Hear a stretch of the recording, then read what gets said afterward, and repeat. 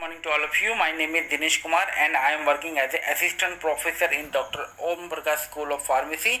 Today we will be going through the introduction to the pathophysiology.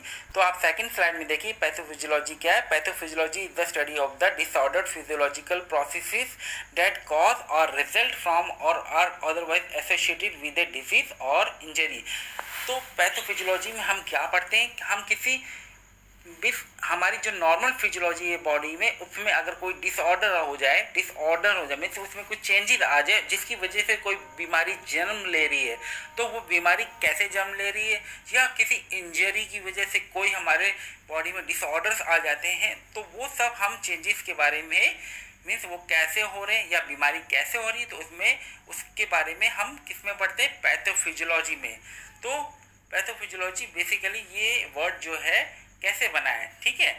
These are two separate medical field involved in pathophysiology. मतलब pathophysiology में दो separate medical words involve होते हैं, ठीक है। कौन कौन से? The first is the physiology, the study of the bodies and function, ठीक है। हम फिजियोलॉजी में क्या पढ़ते हैं बेसिकली, अगर फिजियोलॉजी मतलब पैथोफिजियोलॉजी में अगर फिजियोलॉजी को अलग कर दें तो फिजियोलॉजी क्या है, फिजियोलॉजी में हम बॉडी और उसके फंक्शन के बारे में पढ़ते हैं, मीन्स बॉडी कैसे नॉर्मली फंक्शन करती है, ये फिजियोलॉजी होगी। और सेकेंड इज द पैथोलॉजी। तो पैथोलॉजी क्या है? Pathology the study of the disease and its impact on the body. Pathology में हम डिजीज़ के बारे में पढ़ते हैं और डिजीज़ कैसे हुई और उसका इम्पैक्ट बॉडी पे मीन्स बॉडी पे क्या असर है, ठीक है, ये हम पैथोलॉजी में पढ़ते हैं। When combined pathophysiology means to know the way in which a disease progress and to predict the next stage of the disease, ठीक है। और इन दोनों को वर्ड बना के ये मीन्स पैथोलॉजी और फिजियोलॉजी दोनों मिलके पैथोफिजियोलॉजी बना रहे हैं, ठीक है। और ये पैथोफिजियोलॉजी का मतलब है कि वो डिजीज कैसे प्रोग्रेस कर रही है और अगला स्टेप उस डिजीज का क्या होगा, ठीक है। और वो उस बेसिस पे हम आगे मतलब स्टेप ले सकते हैं कि हम उसको उस डिजीज को प्रोक्योर करने के लिए क्या स्टेप ले सकते हैं, क्या मतलब कैसे इलाज करेंगे ताकि वो ठीक हो जाए, ठीक है। Now in the slide number 3, need of pathophysiology. मतलब पैथोफिजियोलॉजी की अब जरूरत क्या है? It helps the healthcare professional to find answer to the important question related to the disease process like, मतलब ये हेल्थ केयर जो प्रोफेशनल हैं जैसे डॉक्टर हैं या फार्मासिस्ट है या नर्सिस है, उनको ये जानने में हेल्प करता है कि वो डिजीज कैसे हुई और क्या उसका अगला स्टेप होगा, ठीक है। तो जैसे क्या स्टेप्स होंगे, what are the cause of the disease and why the disease is developing, मतलब कि क्या कॉज हैं डिजीज के, ठीक है, और वो क्यों डेवलप कर रही है। और क्या है, what are the mechanism responsible for the disease onset progress and recovery, मतलब किस उस डिजीज हो रही है तो उसका मैकेनिज्म क्या है, कौन से मैकेनिज्म है जो रिस्पॉन्सिबल है उस डिजीज़ को होने के लिए, ठीक है। और उस डिजीज़ के आगे प्रोग्रेशन उसकी प्रोग्रेस के लिए क्या जिम्मेदार है, मतलब क्या स्टेप्स जिम्मेदार हैं, ठीक है। और उस डिजीज़ के रिकवरी के लिए क्या स्टेप लेने चाहिए, ठीक है, समझ गए आप लोग। और नेक्स्ट है what are the mechanisms responsible for the development of sign and symptoms of the disease. मतलब कोई भी डिजीज़ है उसकी पहचान के लिए कुछ साइन और सिम्टम्स तो हमें दिखते ही हैं, तो वो क्या मैकेनिज्म है जो साइन ऑफ सिम्टम्स को पैदा कर रहा है और हमें पता चल रहा है उस किसी बीमारी के पर्टिकुलर बीमारी के बारे में, ठीक है। और आप देखिए नेक्स्ट स्लाइड नंबर 4 में कंक्लूजन क्या निकलता है, ठीक है। तो इसमें क्या है, basically it is important to understand the causes and mechanism of the disease to find the way how to treat them safe and effectively। basically क्या है कि हमें जो है ये जानना सबसे पहले बहुत ज़रूरी है कि क्या मैकेनिज्म है और डिजीज़ कैसे हो रही है, तभी हम आगे का ट्रीटमेंट सेफली कर सकते हैं, ठीक है। सबसे बड़ा कंक्लूजन यही है, तो हमें ये जानने के लिए पैथोफिजियोलॉजी पढ़ना बहुत ज़रूरी है, ठीक है। तो pathophysiology is required area of study for nearly all health care professionals, ठीक है। तो पैथोफिजियोलॉजी इसलिए बहुत इंपॉर्टेंट है सभी हेल्थ केयर वर्कर्स के लिए कि जानने के लिए कि बीमारी कैसे हो रही है, तभी वो प्रॉपर ट्रीटमेंट कर सकता है, ठीक है। तो ये बहुत ही इंपॉर्टेंट सब्जेक्ट है। Now in the slide number 5, ठीक है, following are the important aspect among the pathophysiology and related subject. तो पैथोफिजियोलॉजी केवल एक, पैथोफिजियोलॉजी में बेसिकली कई सब्जेक्ट इन्वॉल्व होते हैं, तब जाके वो पैथोलॉजी एक कारगर में सब्जेक्ट है, ठीक है। तो इससे तभी हम जान पाएंगे कि वो कोई भी बीमारी हो रही है तो वो कैसे हो रही है और क्या स्टेप है और क्या वो आगे स्टेप लेगी, मतलब आगे क्या रुख लेगी, तभी हम प्रॉपरली इलाज कर सकते हैं। तो इस पैथोफिजियोलॉजी से और भी सब्जेक्ट जुड़े होते हैं, जिसमें हम डिजीज के बारे में जानते हैं, उसके नेचर के बारे में जानते हैं, ठीक है। तो सबसे पहले है कि एटियोलॉजी। एटियोलॉजी भी एक सब्जेक्ट है। तो इसमें ये क्या है, aetiology is the branch of the medical science dealing with the causes and origin of diseases. ये क्या है, ये ब्रांच उस मेडिकल साइंस की ब्रांच है जिसमें हम पढ़ते हैं कि कोई भी बीमारी कैसे हो रही है और उसका ओरिजिन कहाँ से हुआ, मीन कहाँ से उसने जन्म लिया, ये एटियोलॉजी होगी, ठीक है।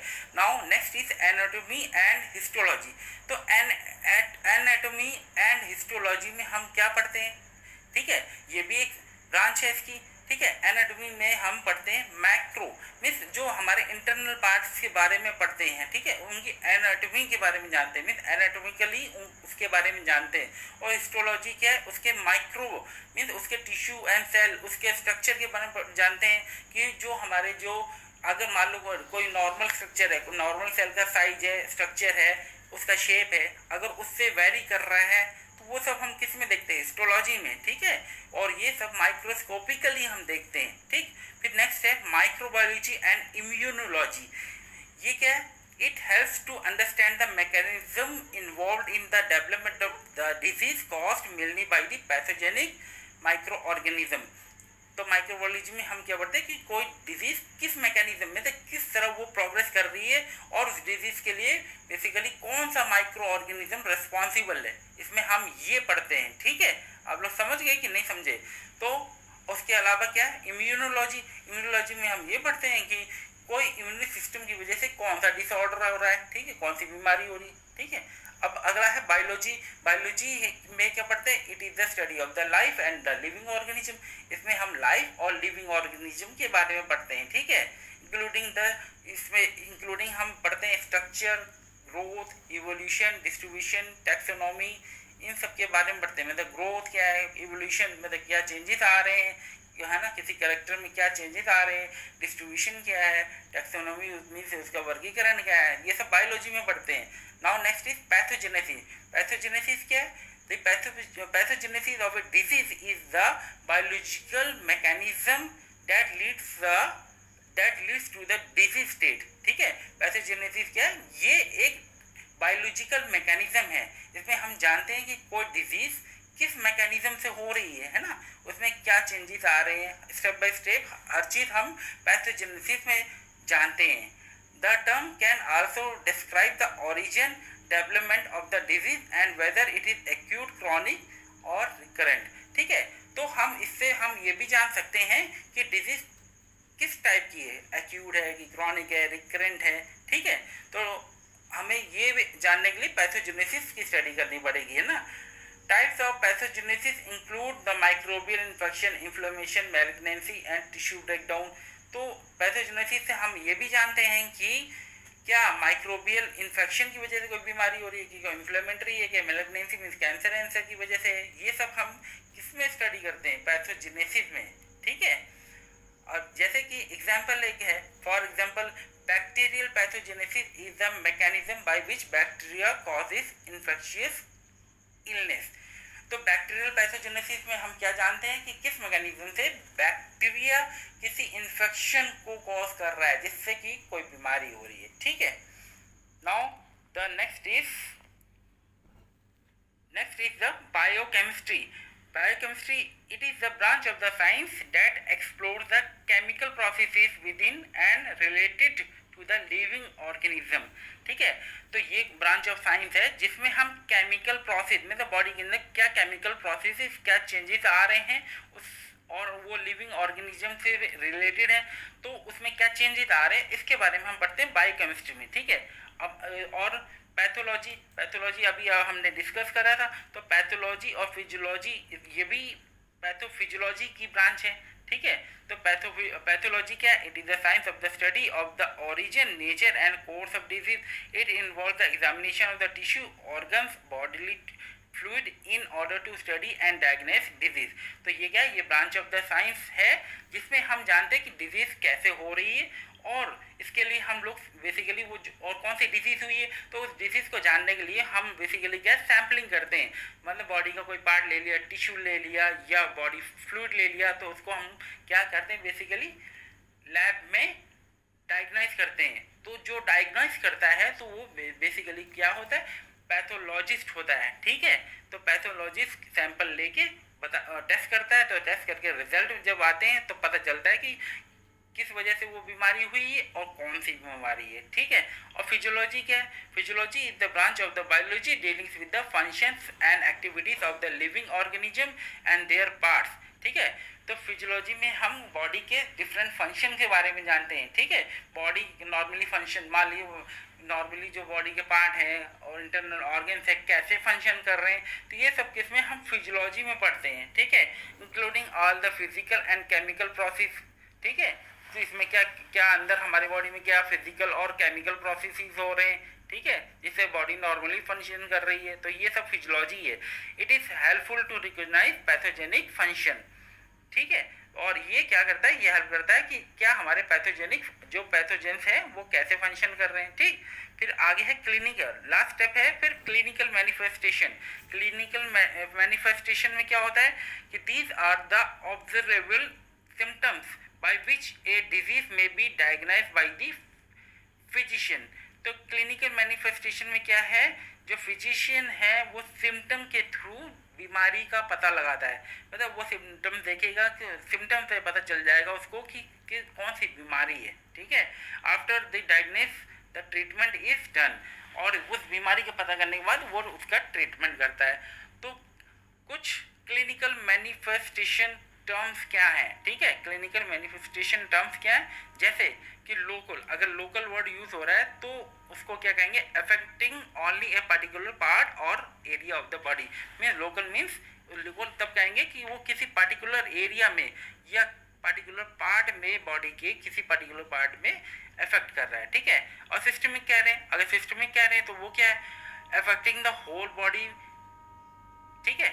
सिस्टमिक है मतलब कि जो पूरी बॉडी को, मान लो डिजीज पूरी बॉडी को अगर अफेक्ट कर रही है तो उसे क्या कहेंगे? सिस्टमिक। ठीक। एक्यूट, एक्यूट क्या होती है? एक्यूट बेसिकली क्या है? ये it is sudden onset and short course. मतलब ये सडनली होती है, जैसे सडनली, और ये कम समय के लिए है। एक्यूट कंडीशन उसको कहेंगे जो अभी शॉर्ट कंडीशन में मीन्स कम समय में हुई है। ठीक है। और वो सीवियर भी हो सकती है। ठीक है। और क्रॉनिक क्यों है? क्रॉनिक क्या है? Occurring for a long time, जो लंबे समय से हो रखी है। जो जैसे मान लो कोई बीमारी काफ़ी टाइम से हो रखी है तो उसे क्रॉनिक कंडीशन कहलाएंगे। ठीक है। ठीक। उसके बाद इंसीडियस क्या है? Gradual onset. ठीक है। ग्रेजुअल ऑनसेट मीन्स जो धीरे धीरे मीन्स हो रही है। ठीक है। डिजीज हो रही है। एसिम्प्टोमेटिक, नो नोटिसेबल सिम्टम्स, मतलब कोई भी सिम्टम जो नहीं शो कर रही है बीमारी, उसे एसिम्प्टोमेटिक कहेंगे। और सिम्प्टोमेटिक क्या कहेंगे? शोइंग सम सिम्टम्स, जो बीमारी कुछ सिम्टम दिखा रही है ना, तो उससे हमें पता चल जा रहा है उस बीमारी के बारे में, तो वो सिम्प्टोमेटिक डिजीज होगी। ठीक है। तो ये कुछ टर्म्स है जो बेसिकली क्या है, किसमें क्लिनिकल मैनिफेस्टेशन टर्म्स में यूज करे जाते हैं। तो आप अब इंट्रोडक्शन तो आप अच्छे से समझ गए होंगे पैथोफिजियोलॉजी के बारे में। ठीक है। तो पैथोफिजियोलॉजी किससे बना है? दो वर्ड से मिलके बना है। ठीक है। एक फिजियोलॉजी, एक पैथोलॉजी, इन दोनों की कॉम्बिनेशन से एक वर्ड है बना। कौन सा वर्ड बना है? पैथोफिजियोलॉजी। ठीक है।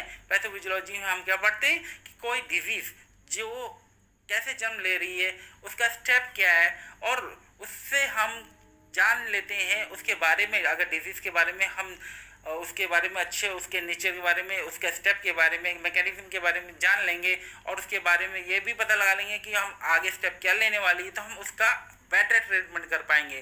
तो पैथोफिजियोलॉजी का बहुत ही इंपॉर्टेंट रोल है किसी डिजीज को ट्रीट करने में। ठीक है। तो ये डॉक्टर्स के लिए, नर्स के लिए, फार्मासिस्ट के लिए बहुत ही इंपॉर्टेंट सब्जेक्ट है। ठीक है, अब आप लोग बहुत ही अच्छे से समझ गए होंगे, और नेक्स्ट टॉपिक इसके बाद फिर हम नेक्स्ट टॉपिक अगली क्लास में पढ़ेंगे। ठीक है, थैंक यू।